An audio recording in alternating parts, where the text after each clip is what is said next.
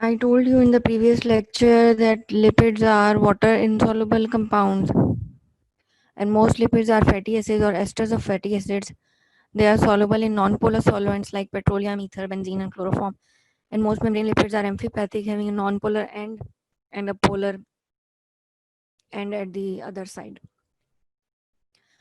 Properties of fats and soils we discussed in the previous lecture too. These are the fats are solids or semi-solids, oils or liquids. Melting points and boiling points are not usually sharp. When they are mixed and shaken with water, they tend to emulsify. Pure fats and oils are colorless and odorless, and they become contaminated when they are contaminated with bacteria, for example butter, so it becomes rancid and gives odor and color. Functions and properties: 1 gram of fat provides 9 kilocalories of energy. Energy reserve के तौर पे use होते हैं. They are stored in as triglycerides in adipose tissues, and they provide insulation to the body. Mechanical insulation, provide vital organs cushion effect. Electrical insulation, they also protect the nerves, help conduct electrochemical impulses.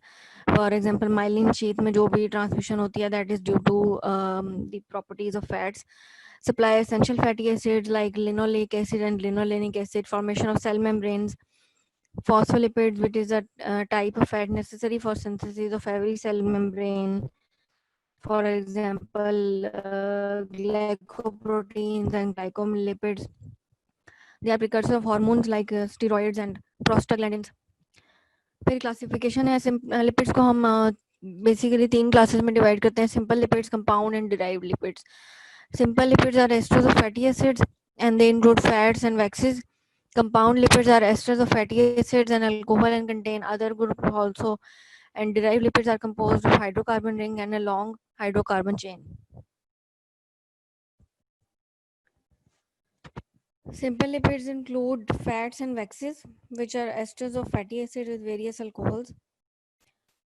Fats are basically esters of fatty acid with glycerol. Oils are fats in the liquid state. Waxes. Waxes are esters of fatty acids with higher molecular weight monohydric alcohols. फिर आ जाती हैं complex lipids. Complex lipids ये हैं कि उसमें fatty acid और glycerol तो है ही, और साथ उसमें कोई और चीज़ भी ऐड हुई है, एडिशनल ग्रुप भी उसके अंदर एडिड है. For example phospholipids, lipids containing in addition to fatty acid and alcohol a phosphoric acid residue. They frequently have nitrogen containing bases, for example choline and other substituents.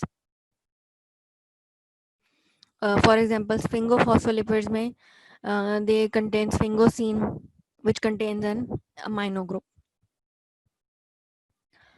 फिर glycolipids भी compound lipids की example है. इसमें कौन कौन सी lipids containing a fatty acid, sphingosine and carbohydrate. Other complex lipids जो हैं lipids such as sulphur lipids and amino lipids, lipoprotein में also be placed in this category. फिर है प्रिकर्सर्स और derived lipids. These include fatty acids, glycerol, steroids, alcohols, fatty aldehydes, ketone bodies, hydrocarbons, and lipid soluble vitamins and micronutrients and hormones. Because they are uncharged, the acyl glycerols, cholesterol, and cholesterol esters are termed as neutral lipids. Fatty acids की क्या definition है? Fatty acids are basically aliphatic carboxylic acids, and they occur in body as esters in natural fats and oils, but are also found in unesterified form as free fatty acids, in which form they transport in the plasma. जितने भी fatty acids natural fats में present होते हैं, they contain an even number of carbon atoms. The chain में be saturated और unsaturated. Fatty acids को हम name किस तरह करते हैं? दी कोरेस्पॉन्डिंग हाइड्रोकार्बन्स के साथ जो है वो हम जितने नंबर ऑफ कार्बन एटम्स होते हैं वो हम लगा देते हैं. Saturated acids end in enoic, for example octanoic acid, and unsaturated acids with double bond end in enoic. For example octadenoic acid, oleic acid. Carbon atoms are number from carboxyl group के carbon से हम carbon number 1 लेते हैं. The carbon atoms adjacent to the carboxyl group are known as the alpha, beta and gamma carbon. And जो terminal group जो methyl carbon जिसको कहते हैं is known as the omega और एन कार्बन.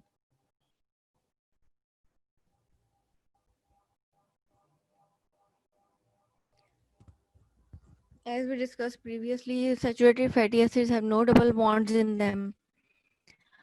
Um,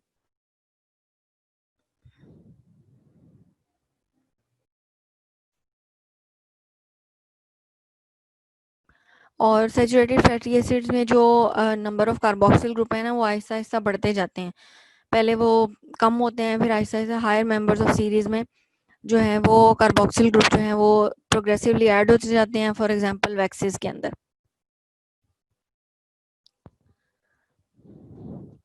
फिर ये कुछ फैटी एसिड्स हैं जो कि इम्पॉर्टेंट हैं, like acetic acid, major end product of carbohydrate fermentation. Butyric acid butter में प्रेजेंट होता है. और उसके बाद जो बाकी इंपॉर्टेंट है वो है palmitic acid, common in all animals and plant fats.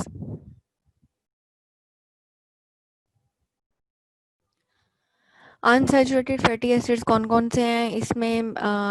Some contain one double bond और अदर कंटेन वन और more than one double bond. इसमें आ जाते हैं mono unsaturated fatty acids containing one double bond, polyunsaturated fatty acids containing two or more double bonds, or eicosanoids. These compounds are derived from 20 carbon polyenoic fatty acids, and they comprise the prostanoids, leukotrienes, and lipoxygens. Prostanoids include prostaglandins, prostacyclins, and thromboxans. Various conventions हम use करते हैं double bond को represent करने के लिए. और ये जो डेल्टा का साइन है, ये ट्राइंगल जो स्मॉल ट्राइंगल है, it is used for indicating the number and position of the double bond. For example, delta 9 indicates a double bond between carbon 9 and 10 of fatty acids. Omega 9 represents a double bond in the ninth carbon containing from counting from the omega carbon.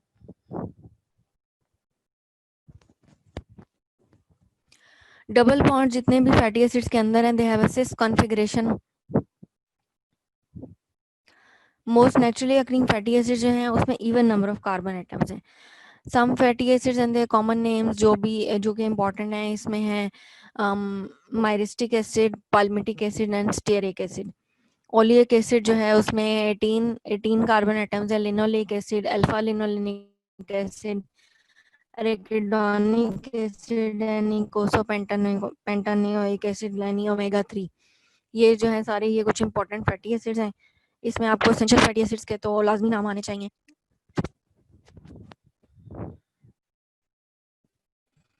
There is a free rotation around carbon to carbon bond in fatty acid hydrocarbon except जहाँ पे double bond है. ठीक है, क्योंकि double bond जो है वो एक बेंड या किंक बना देता है इन द चेन, इसकी वजह से वहां पे रोटेशन नहीं होती. ओमेगा 3 फैटी एसिड्स की इंपॉर्टेंस क्या है कि omega 3 fatty acid these are heart friendly fatty acids and these are anti inflammatory and they have many health benefits. इसमें कौन कौन से आ जाते हैं? जैसे such as linolenic acid found in plant oils, eicosa pentaenoic acid found in fish oil, and docosa hexaenoic acid DHA found in fish and algal oils have anti inflammatory effects. Chronic diseases में use होते हैं, chronic inflammatory diseases में और cardiovascular diseases में इसका जो use है that is helpful. but और कुछ अदर क्रॉनिक और डीजेनरेटिव डिजीजेस हैं like cancer, rheumatoid arthritis and Alzheimer's disease. उसमें भी omega 3 and omega 6 fatty acids का काफी रोल है.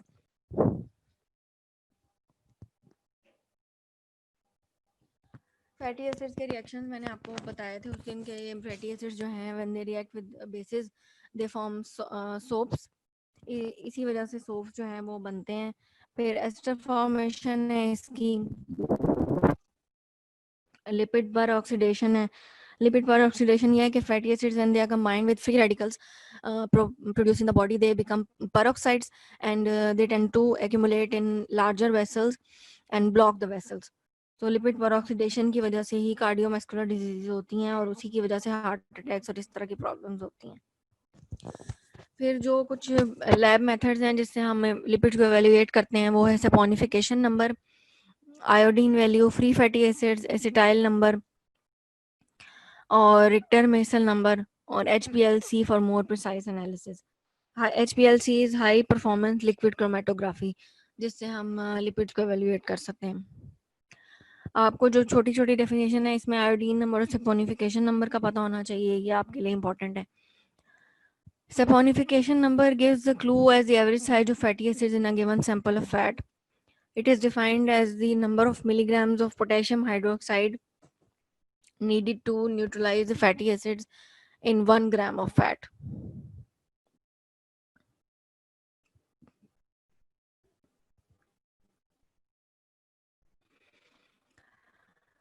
Butter, for example, has large proportion of short fatty acids and it has a saponification number of 220 to 230. And oleomargarine जो है, it has a saponification number of 195. It has long chain fatty acids. फिर iodine number क्या show करता है कि it shows the degree of unsaturation in a given amount of fat और oil. The iodine number is the number of grams of iodine absorbed by 100 grams of fat. For example, olive oil का iodine number is 79 to 188, and it is frequently used to determine the adulteration or the unhealthiness of oils and fats.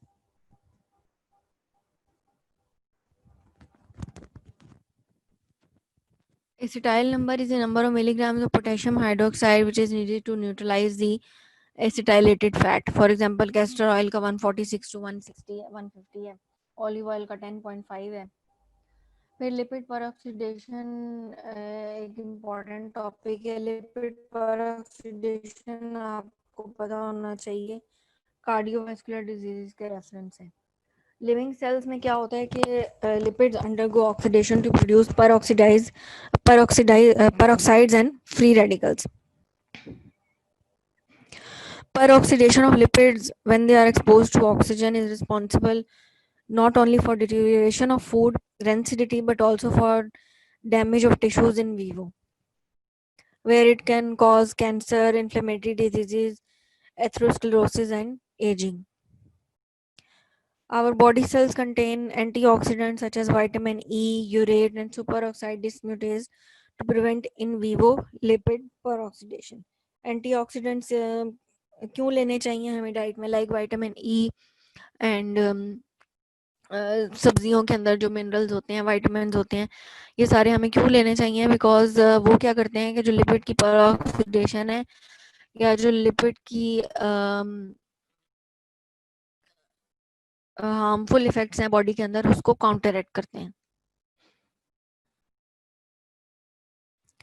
Lipids के जो भी harmful effects body में produce होते हैं वो किस वजह से प्रोड्यूस होते हैं कि लिपिड्स की जब ऑक्सीडेशन हो जाती है तो they tend to produce free radicals, और free radicals have unpaired electrons which make them highly reactive. और वो क्या करते हैं,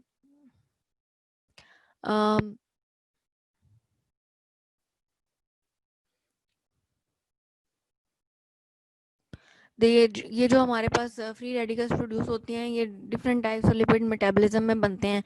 लाइक पेरोक्साइड फॉर्मेशन में 7 फ्री रेडिकल्स भी बनते हैं, और पॉली अनसैचुरेटेड फैटी एसिड्स की जब मिथाइलिन बॉन्ड इंटरप्ट होता है तो उसमें भी रिएक्टिव ऑक्सीजन स्पीशीज और फ्री रेडिकल्स बनते हैं. Lipid peroxidation is basically a chain reaction with a continuous supply of reactive oxygen species that initiate further peroxidation, and it has a potential devastating effects on the human body. इसके 3 steps होते हैं: initiation, propagation and termination.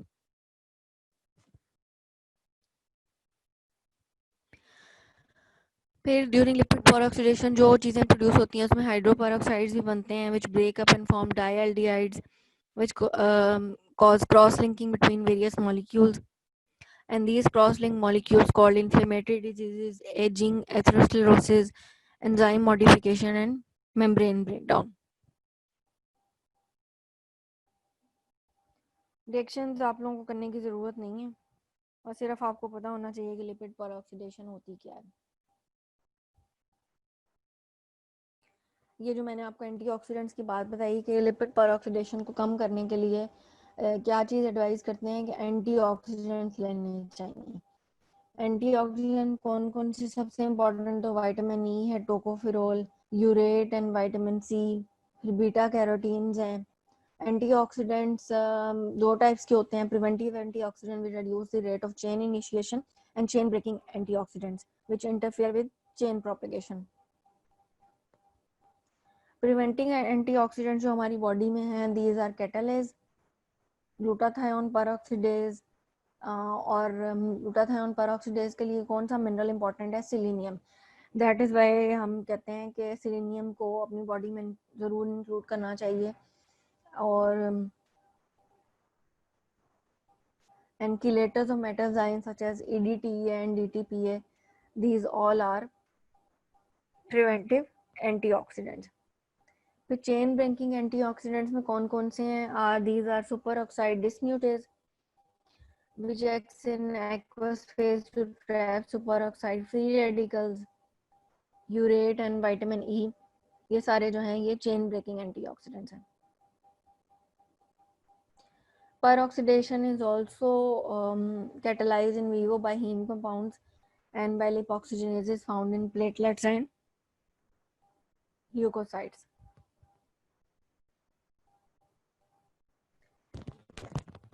Phospholipids जो हैं, phospholipids क्या चीज़ है? Phospholipids are generally composed of fatty acids, a nitrogenous base and phosphoric acid. और इसके साथ इसके अंदर क्या होता है, glycerol, inositol and sphingosine. So they are basically very complex compounds.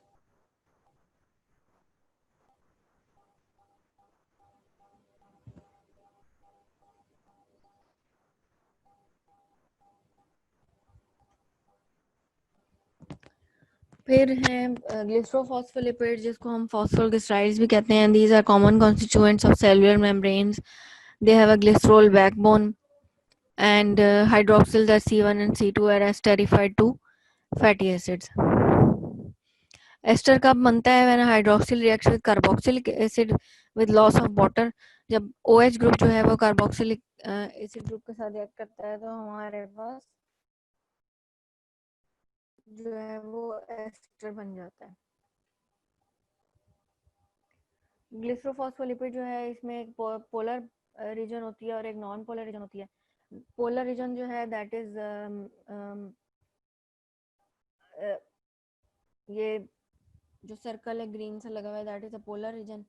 और नॉन पोलर जो है that contain the hydrocarbon tales of fatty acid. Yeah, that is attracted to water and that is attracted to non-polar substances.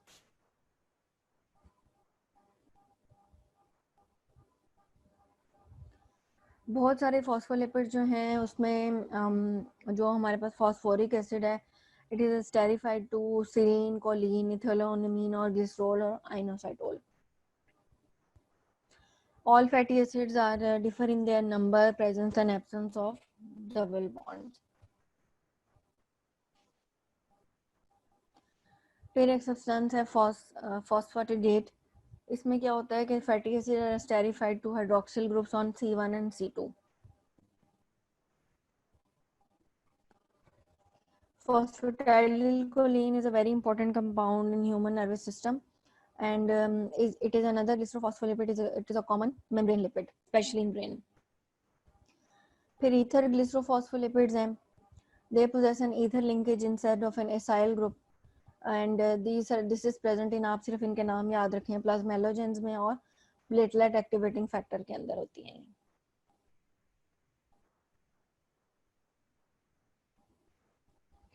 Phosphatidyl आइनोसाइटोल. आइनोसाइटोल का आपने पढ़ा होगा कि आइनोसाइटोल का क्या फंक्शन है. आइनोसाइटोल का जो फॉस्फेटिडाइल आइनोसाइटोल का फंक्शन आपको पता होना चाहिए कि it has a role in cell signalling और ये मेम्ब्रेन लिपिड्स के अंदर प्रेजेंट होता है। फिर कार्डियोलिपिड्स हैं। कार्डियोलिपिड्स जो हैं these are used as a serological और antigenic markers against many autoimmune diseases, ठीक है, and these are used as a serological marker for syphilis test. फिर स्फिंगोलिपिड्स आ जाती हैं। Sphingolipids are derivatives of lipids with sphingosine and they have a long hydrocarbon tail and a polar domain that contains an amino group.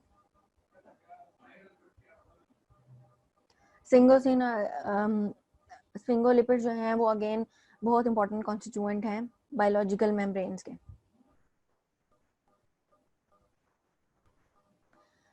फिर ceramides किस तरह से बनते हैं? सेरामाइड्स जो हैं वो वाइवा में काफ़ी पूछे जाते हैं। The amino group of sphingosine can form an amide bond with the fatty acid carboxyl to yield अ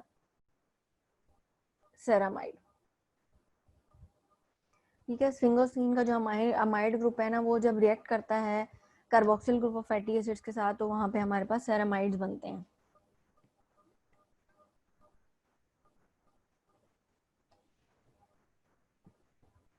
फिर स्फिंगोमाइलिन जो है वो माइलिन शीथ के अंदर होती है जो कि हमारे न्यूरॉन्स में प्रेजेंट होती है। Sphingomyelin has a phosphocholine and phosphoethanolamine head group, and these are important constituents of plasma membranes of neurons. फिर ग्लाइकोलिपिड्स आ जाती हैं। ग्लाइकोलिपिड्स के सिर्फ आपको नाम पता होना चाहिए, लाइक सेरिब्रोसाइड्स हैं, इसमें सल्फेटाइड्स हैं, ग्लोबोसाइड्स हैं और गैंग्लियोसाइड्स हैं। सेल रिकग्निशन इस फंक्शन है, ठीक है, और ये मेम्ब्रेन्स को जो है वो स्टेबिलिटी प्रोवाइड करते हैं। A cerebroside is a sphingolipid with a monosaccharide such as glucose और गैलेक्टोज इसमें होती है।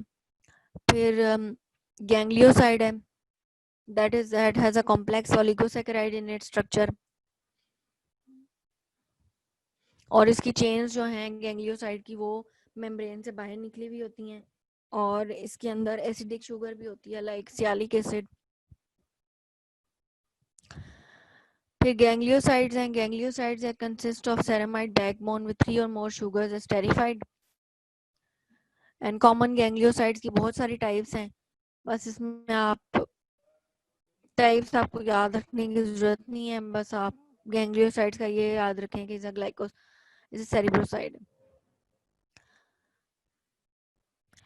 फिर सल्फोलिपिड्स पे आ जाएं। दीज आर कॉल्ड सल्फेटाइड्स और cerebroside sulphates, and these are present in brain, present in low levels in liver, kidney, spleen, skeletal muscle and heart. Blood groups जो हैं वो हमारी बॉडी में किस तरह से डिटरमिन हम करते हैं? These are determined by various glycolipids on red blood cells. Blood groups होते हैं ना A B O and A B, तो ये किस तरह से डिफरेंशिएट होते हैं? जो भी ग्लाइकोलिपिड्स जो हैं वो हर बंदे की डिफर करती हैं, उस हिसाब से ब्लड ग्रुप डिफर करता है। There are some genetic diseases which are known as lipid storage diseases, and these are due to deficiency of or absence of catabolic enzymes. For example, Tay-Sachs disease, Gaucher's disease, Niemann-Pick disease, and Fabry disease.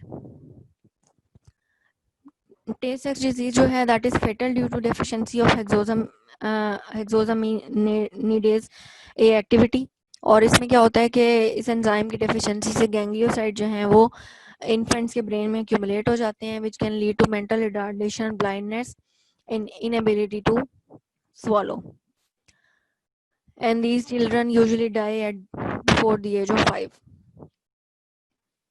फिर फेब्री disease है, इसमें alpha galactosidase जो है enzyme that is absent, and there is accumulation of globosides, और skin rash इसमें reddish purple colour का होता है, और किडनी और हार्ट फेलियर के साथ प्रेजेंट करते हैं patients, and they have a burning pain in lower extremities. फिर क्रेबे डिजीज है, दैट इज लाइसोसोमल एंजाइम गैलेक्टोसेरेब्रोसाइडेज इसमें एब्सेंट होता है, जिसकी वजह से जो है वो ये सब्सटेंस एक्यूमुलेट हो जाती है इन द लाइसोसोम्स, और ये मेंटल डिटोरिएशन होती है, डेफनेस होती है, और ग्लोबोसाइड बॉडीज इनके वाइट मैटर में प्रेजेंट होती हैं इन ब्रेन.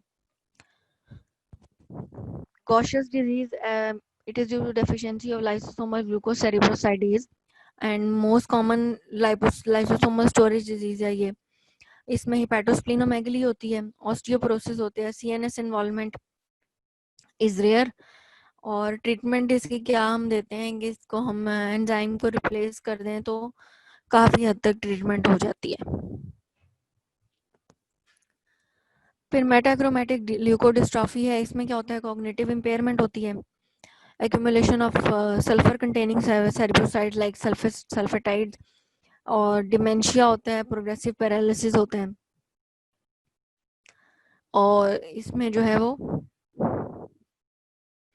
नर्व्स की जो स्ट्रेनिंग अगर हम करें तो वो क्रिसाइल वॉलेट स्ट्रेनिंग होगी उनकी.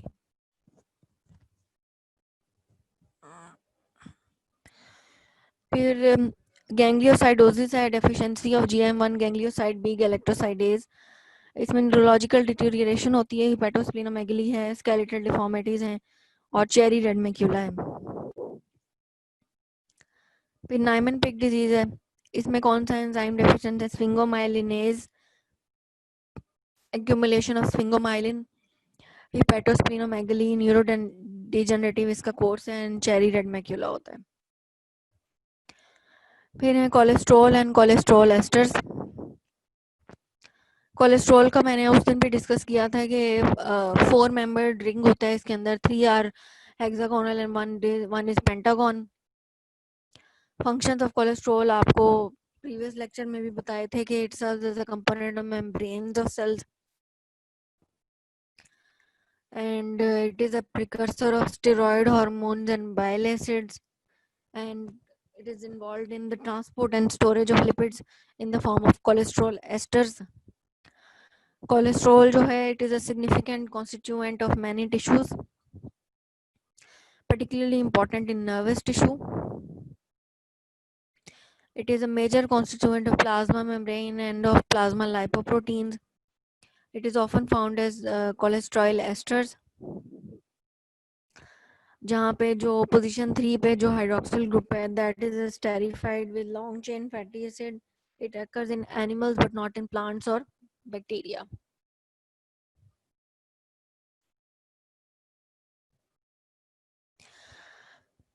अब there are some phase changes of membrane lipids, यानी मेम्ब्रेन की फ्लूइडिटी जो है वो किस तरह से डिटरमिन होती है. Cholesterol is abundant in membranes such as plasma membrane that include many lipids with long chain saturated fatty acids. अगर कोलेस्ट्रॉल ना होता तो ये मेम्ब्रेन जो है they would have crystallize at physiological temperatures. So that is why cholesterol जो है वो बहुत इंपॉर्टेंट है. अब इनर माइटोकॉन्ड्रियल मेम्ब्रेन जो है that lakhs cholesterol but includes many phospholipids whose fatty acids have one or more double bonds which lower the melting point to below the physiological temperature. तो cholesterol जो है वो इसलिए इम्पोर्टेंट है.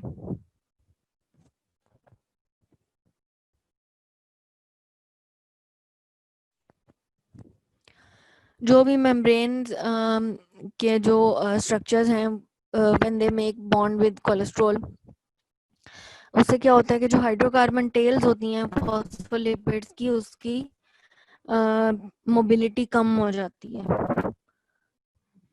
तो दैट इज व्हाई कोलेस्ट्रॉल जो है वो स्टेबिलिटी प्रोवाइड करता है मेम्ब्रेन्स को. और पिछली जो मैंने बात बताई कि ये क्रिस्टल्स नहीं बनने देता मेम्ब्रेन्स के अंदर, और जितनी भी फॉस्फोलिपिड मेम्ब्रेन्स हैं which have with a high concentration of cholesterol have a fluidity intermediate between liquid crystal and crystal states. फिर इकोसानॉइड्स का टॉपिक इम्पोर्टेंट है. इकोसानॉइड्स जो हैं these are prostaglandins and the related compound thromboxanes and leukotrienes are collectively known as eicosanoids. ये topic आपने Lipin cord से करना है. लिपिड केमिस्ट्री पूरी जो है ये लिपिन कॉर्ड से करनी है और कहीं नहीं जाना आपने, ठीक है। इकोसानॉइड्स जो हैं वो कहाँ से आते हैं? जो 20 carbon family of fatty acids हैं, poly unsaturated fatty acids, they form eicosanoids. Eicosanoids में जो हमारे पास दो तरह की सब्सटेंसेस आती हैं, प्रोस्टेनॉइड्स एंड ल्यूकोट्राइन्स और लाइपोक्सिन्स। प्रोस्टेनॉइड्स में कौन कौन से सब्सटेंसेस प्रेजेंट हैं? Prostaglandins, prostacyclins and thromboxanes. ये क्लासिफिकेशन बहुत इंपॉर्टेंट है, ये काफ़ी पेपर में पूछी जाती है, prostaglandins.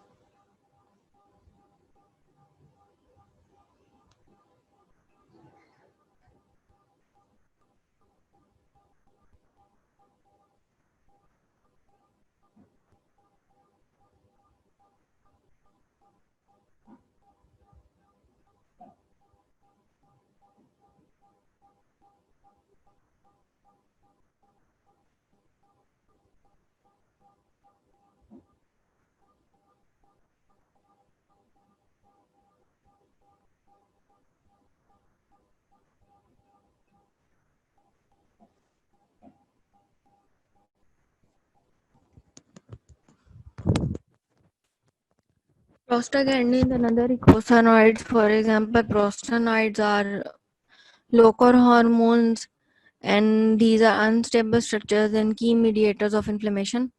Derivatives of prostanoic acid.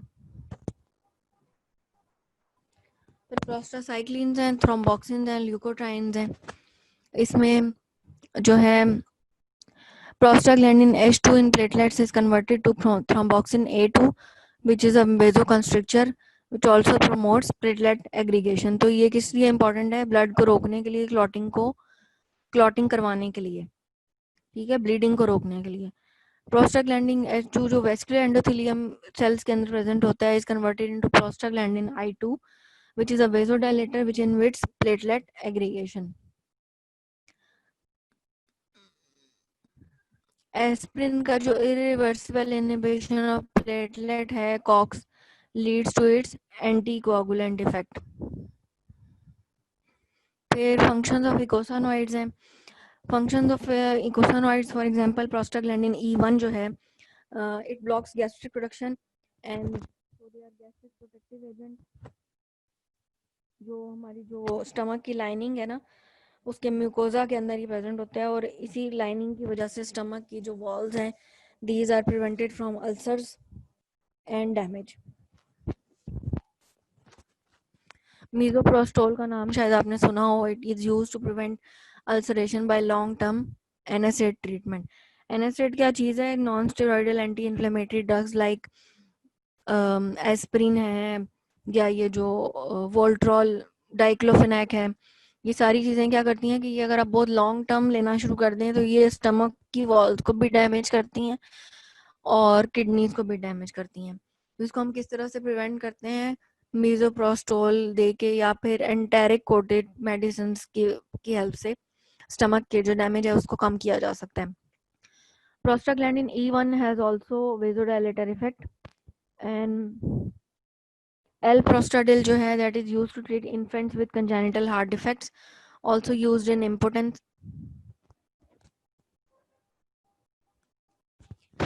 फिर prostaglandin F2 alpha, it causes constriction of the uterus and induces abortions, and prostaglandin E2 is applied locally to help induce labor at term.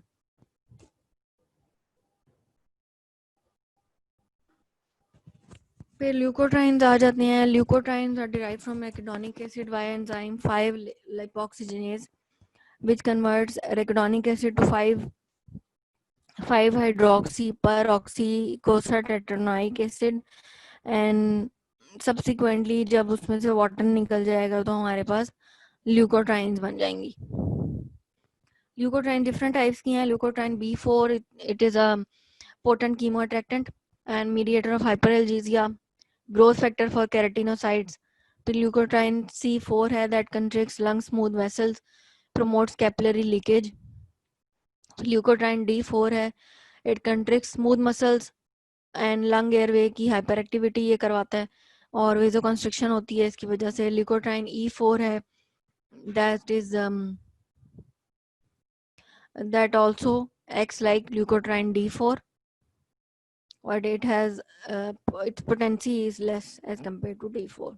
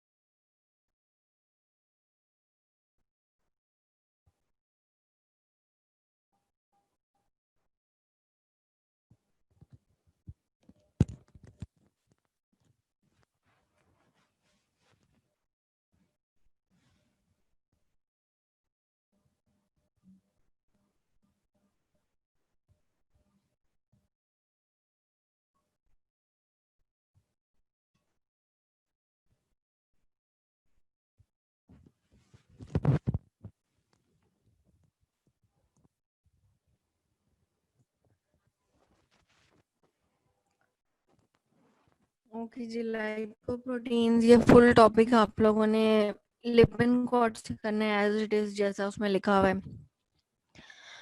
Lipoproteins are basically spherical particles with a hydrophobic core जिसके अंदर triglycerides और esterified cholesterol होता है और उसकी surface पे एपोलाइपोप्रोटीन्स होती हैं लाइक एपो बी 48 B100 और एपो A1 भी होती है apo C2 and apo E classified on the basis of density and electrophoretic mobility, for example VLDL, LDL, IDL, HDL and lipoprotein A. Lipoprotein particles are found in plasma that transport lipids including cholesterol. Lipoprotein classes में chylomicrons हैं, they take lipids from small intestine through lymph vessels. फिर very low density lipoproteins हैं, intermediate density, low density and high density lipoproteins.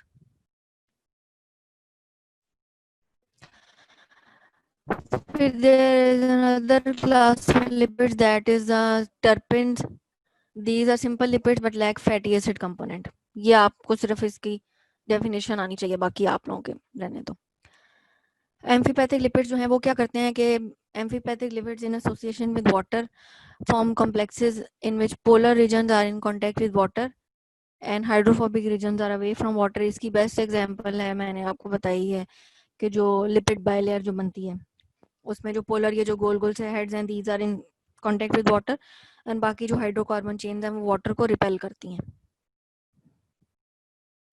Membrane fluidity किस तरह से determine होती है? Membrane fluidity is due to the cholesterol और membrane fluidity interior of a lipid bilayer is usually highly fluid.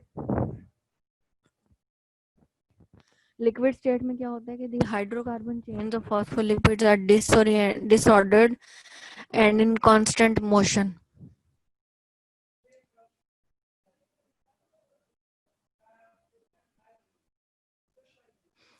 Lower temperature पे क्या होता है कि a membrane containing a single phospholipid type undergoes transition to a crystalline state in which fatty acid chains are fully extended.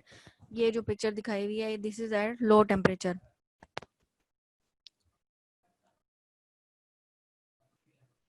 जो fatty acid chain में kinks होते हैं due to cis double bonds interfere with packing in the crystalline state and lower the phase transition temperature. फिर lipid raft की जो है वो कभी कभी पूछ लिया जाता है या these are complex sphingolipids tend to separate out from glycerophospholipids and they are localized with cholesterol in membrane domains. ठीक है, they are resistant to detergent solubilization and basically ये मेम्ब्रेन के जो थोड़े से थिकर एरियाज होते हैं ना उसके अंदर लिपिड ड्राफ्ट्स प्रेजेंट होते हैं और ये क्या करते हैं कि मेम्ब्रेन को ज़्यादा एक्सटेंशन प्रोवाइड करते हैं लिपिड ड्राफ्ट्स की वजह से.